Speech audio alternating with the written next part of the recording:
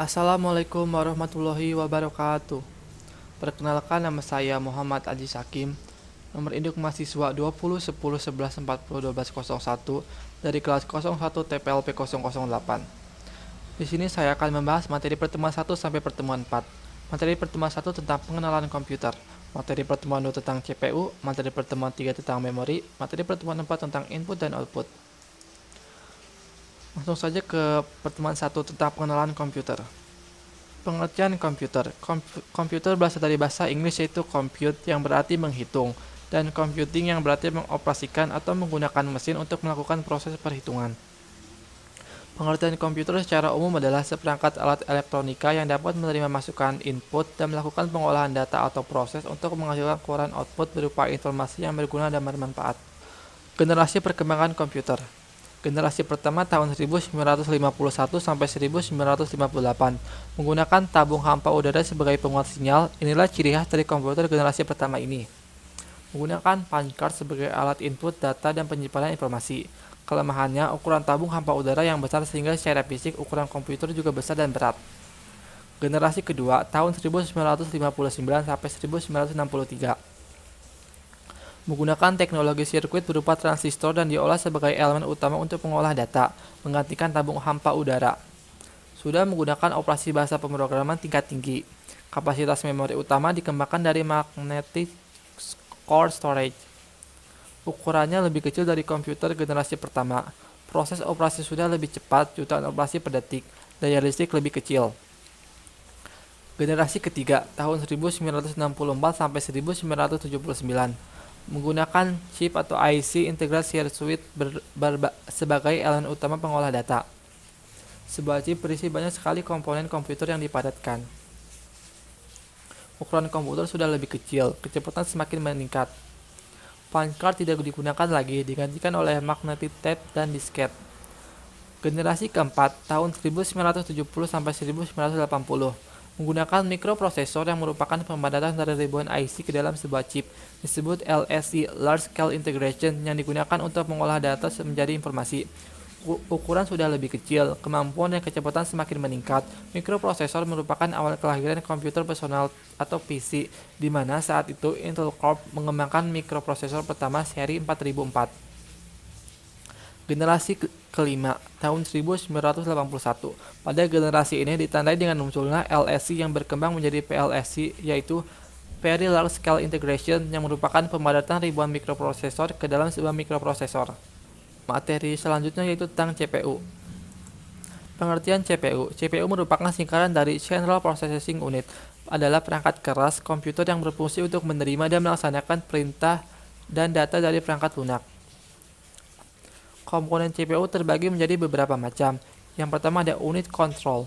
Unit control ini adalah bagian dari prosesor yang mampu mengatur jalannya program. Komponen ini terdapat dalam semua CPU.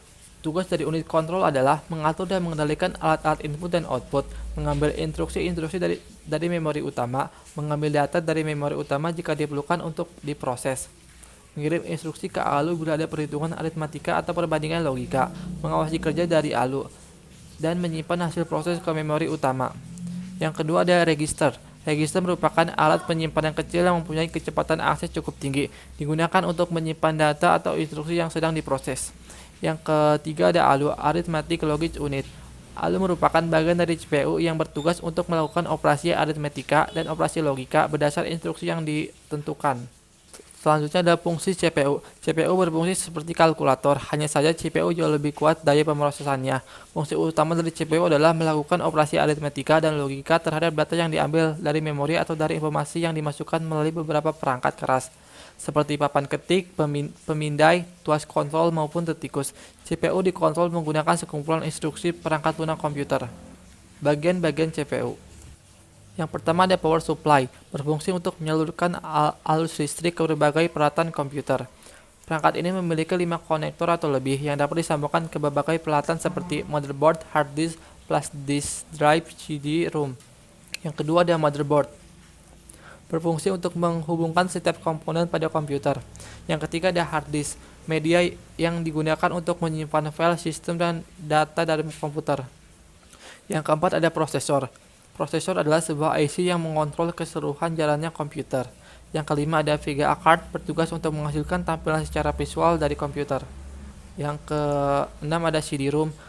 CD-ROM adalah sebuah piringan kompak dari jenis piringan optik yang dapat menyimpan data. Yang ketujuh ada kabel data, berfungsi untuk menghubungkan komponen komputer dengan komponen lainnya. Yang kedelapan ada LAN card atau Local Area Network, berfungsi untuk menghubungkan komputer satu dengan komputer lainnya. Yang ke-9 ada kabel UTP, berfungsi untuk menghubungkan komputer satu dengan komputer lainnya jika kita memiliki LAN card. Dan jika kita tidak memiliki LAN card, maka kita tidak bisa menyambungkan kabel UTP. Yang ke-10 ada RAM, berfungsi untuk mengolah data atau instruksi untuk menyimpan data. Materi selanjutnya yaitu tentang memori. Pengertian memori. Memori merupakan bagian dari komputer yang berfungsi sebagai tempat penyimpanan informasi yang harus diatur dan dijaga sebaik-baiknya. Memori biasanya disebut juga dengan istilah computer storage atau komputer memory atau memori. Merupakan piranti komputer yang digunakan sebagai media penyimpanan data dan informasi saat menggunakan komputer. Memori terbagi menjadi dua. Yang pertama ada memori internal dan memori eksternal. Yang pertama ada memori internal. Memori jenis ini dapat diakses secara langsung oleh prosesor. Memori internal memiliki fungsi sebagai pengingat. Dalam hal ini yang disimpan di dalam memori utama dapat berupa data atau program. Jenis-jenis memori internal. Yang pertama ada ROM.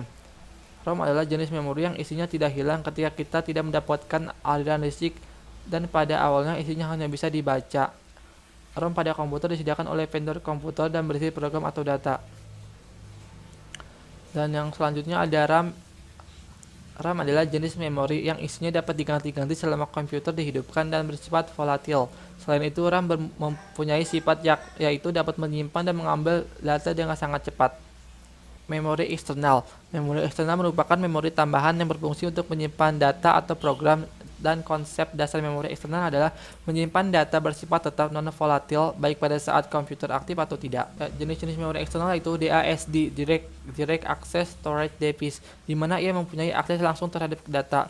Contohnya flash disk dan hard disk eksternal. Materi selanjutnya yaitu adalah input dan output device. Input device adalah unit ini berfungsi sebagai media untuk memasukkan data dari luar ke dalam suatu memori dan prosesor untuk diolah guna menghasilkan informasi yang diperlukan. Contohnya itu ada keyboard. Keyboard dapat berfungsi memasukkan huruf, angka, karakter khusus, serta sebagai media bagi user pengguna untuk melakukan perintah-perintah lainnya yang diperlukan seperti menyimpan file dan membuka file. Keyboard terbagi menjadi dua jenisnya, yaitu keyboard wireless dan keyboard menggunakan kabel USB. Dan selanjutnya yaitu contohnya ada mouse. Mouse adalah salah satu unit masukan input device. Fungsi alat ini adalah untuk perpindahan pointer atau kursor secara cepat. Selain itu dapat sebagai perintah praktis dan cepat dibanding dengan keyboard. Mouse juga terbagi menjadi dua, yaitu mouse wireless dan mouse kabel. Dan contohnya dari input yang ketiga yaitu touchpad. Unit masukan ini biasanya dapat kita temukan pada laptop atau notebook, yaitu dengan menggunakan sentuhan jari. Biasanya unit ini dapat digunakan sebagai pengganti mouse. Dan contoh input yang keempat itu adalah scanner, berfungsi untuk mengcopy, menyalin gambar atau teks yang kemudian disimpan ke dalam memori komputer dengan bentuk gambar. Output device sebagai media untuk menampilkan pengolahan hasil pemasuk data atau perintah pada komputer. Contohnya yang pertama adalah monitor. Monitor berfungsi menampilkan hasil proses komputasi. Instruksi-instruksi yang kita masukkan ke komputer akan ditampilkan pada layar monitor. Yang kedua contohnya ada proyektor. Proyektor adalah alat yang berfungsi memproyeksikan atau memancarkan data atau slide yang bersumber dari komputer, DVD player, televisi, atau media lain yang sudah dicetak. Yang tidak kalah penting dalam pemakaian LCD projector adalah screen projector. Screen projector adalah layar yang digunakan sebagai tempat dipancarkan sinyal LCD projector. Yang ketiga adalah printer. Printer merupakan sebuah perangkat keras yang dihubungkan pada komputer yang berfungsi untuk menghasilkan cetakan baik berupa tulisan ataupun gambar dari komputer pada media kertas atau yang sejenisnya. Yang keempat ada speaker. Speaker adalah transducer yang mengubah sinyal elektrik ke frekuensi audio suara dengan cara menggetarkan komponennya yang berbentuk selaput. Mohon maaf jika ada kesalahan. Wabillahi taufiq wal hidayah. Wassalamualaikum warahmatullahi wabarakatuh.